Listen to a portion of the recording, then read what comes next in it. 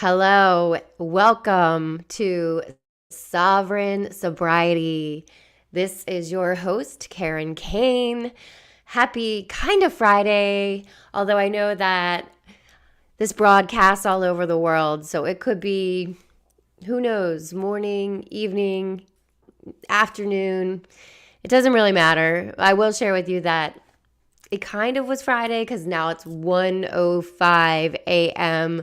Saturday. I wanted to do a broadcast this evening.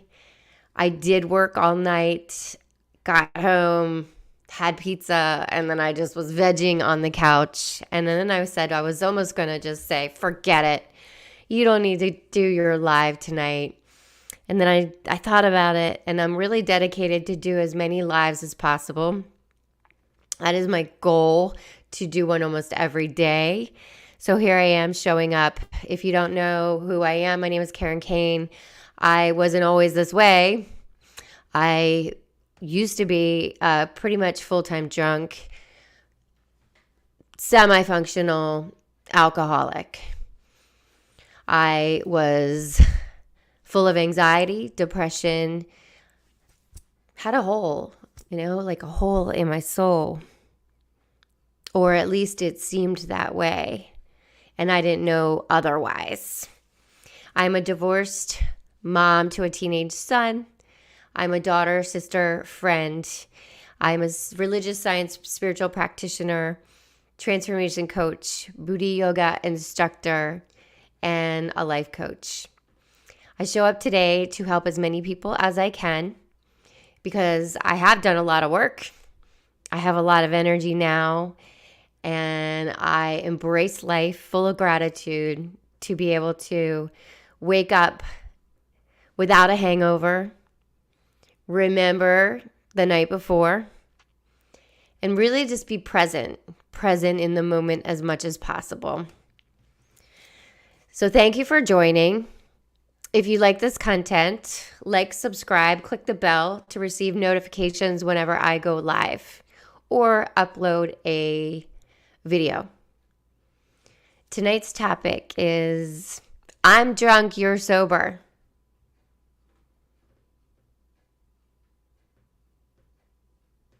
You're drunk, I'm sober. So let's start with the first one. I'm drunk, you're sober. I relate this to my story, and that's why I can share, because it is from personal experience. So, as I said, I used to be a full-time drunk, and I think about the people and relationships that I was in where I was never fully present, totally emotionally unavailable. If you were to go out with me, say it was just the two of us, say I was on a date and it was just the two of us, I would be drunk before I left the house to even go anywhere. And then I would continue to just drink wine or whatever and really maintain, what I thought was maintaining. But really, honestly, I just would drink as much as I possibly could until it was, time to leave. And even then, I would still order one with dessert, or as long as I could keep going, I would keep ordering drinks. And I'm thinking about, being with me, what that must have been like. And so I know it wasn't fun, and I know, I was with someone who is just really, I don't know, tolerant or afraid to speak up, or, they're just happy kind of just not saying anything, just being in their own moment, but kind of not really being there either. And that now we jump into, let's look at mirror, mirror, right? So I wrote, mirror, mirror, mirror, mirror, what do you see? I see a reflection of, the past me. And what does that mean? So I used to be, I'm drunk, you're sober. And then flip the roles to say today, I'm sober, you're drunk. And let's reverse the roles.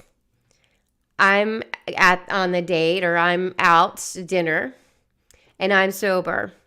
And then I'm with someone who is drinking, who's drinking before we go and drinking at the restaurant or throughout dinner or whatever it is that we're doing.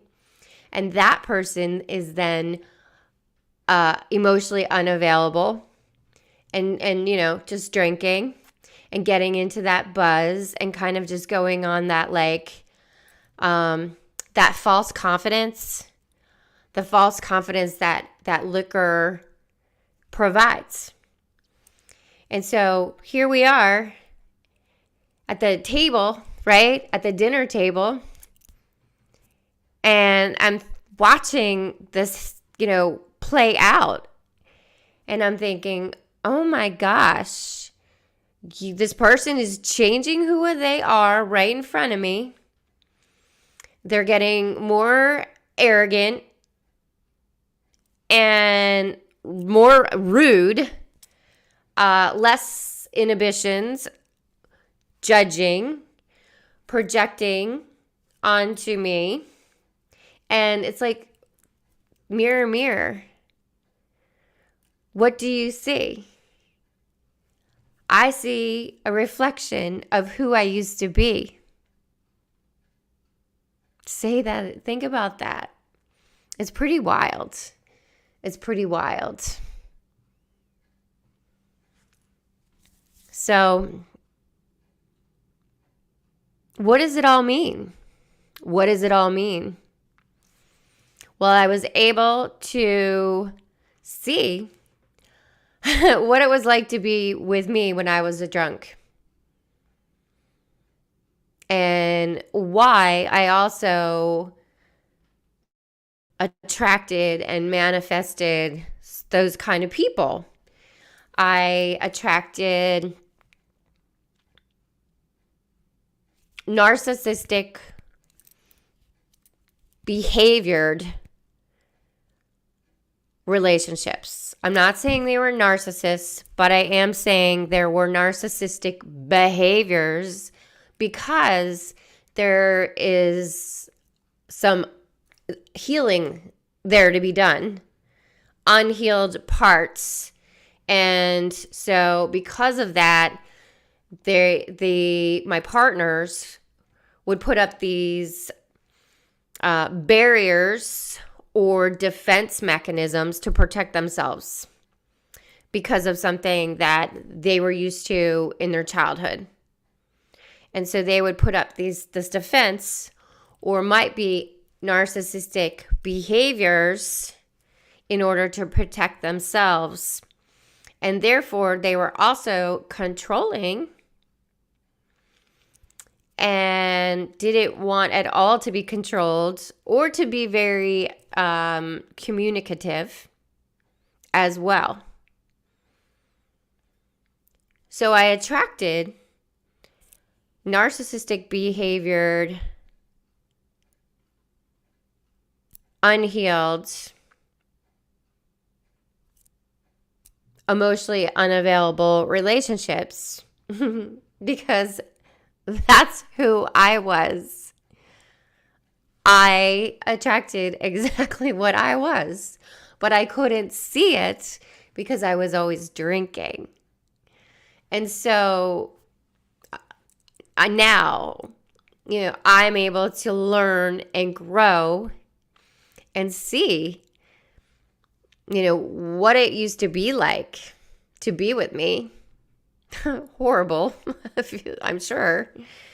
But here's the thing, is that's the 3D level, the 3D self. That is the ego. The true me, each person, like every person that I have relationships with and I attracted, their true core is perfect, whole, and complete. their soul is not their ego. And so deep down, these are amazing people that I attracted, that have had relationships with. Because at their core level, they're beautiful. They're amazing. They are love. They are peace. They are light. They are perfect, whole, and complete. We all have healing to be done. We all have unhealed portions, or it could be a lot that, people are brought into our lives to help us heal, to learn, to grow. And it's up to us to become aware, open-minded, open-hearted, connect mind to heart, and see what you're going to do with it. Are you going to work through it? Are you going to talk and figure that out? Are you going to look at your shit and be like, oh, man, So, we're not perfect, and we're never going to be. We're perfectly imperfect. So we're all just doing the best that we can with what we've got. And ultimately, we all just want to be loved. And if you ask me, it starts with self-love.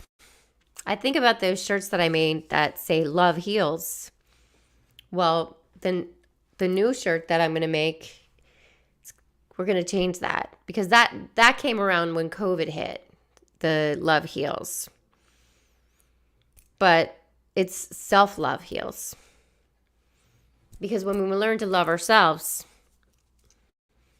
then we're really, truly able to love others and really attract those relationships that are meaningful and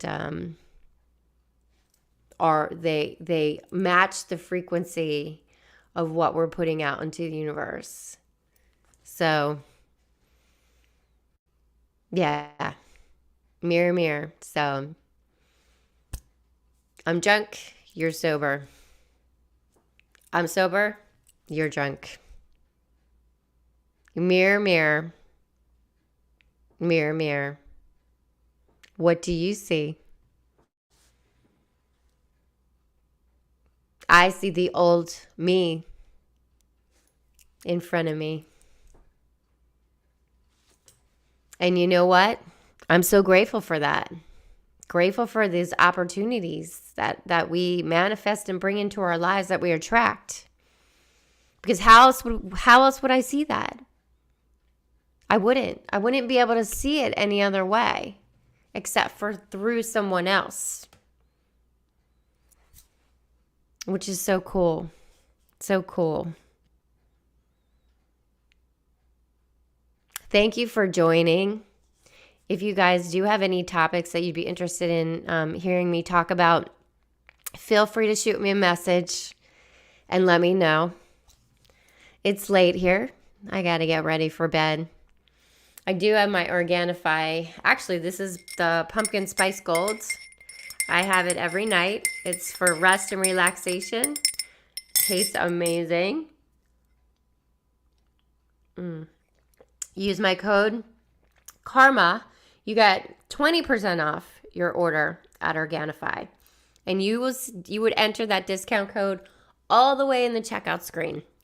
They're going to try to get you in the beginning, like, save 10% off or this or that. Now, click out of there. Get your order in the cart. Go to the cart. Discount code KARMA. 20% off. Boom. And then you help me out. And it's so good. It's so delicious. Thank you for joining. I love you so much. Peace, love, and namaste. Be well. Take care. Mwah. Much love. Bye-bye.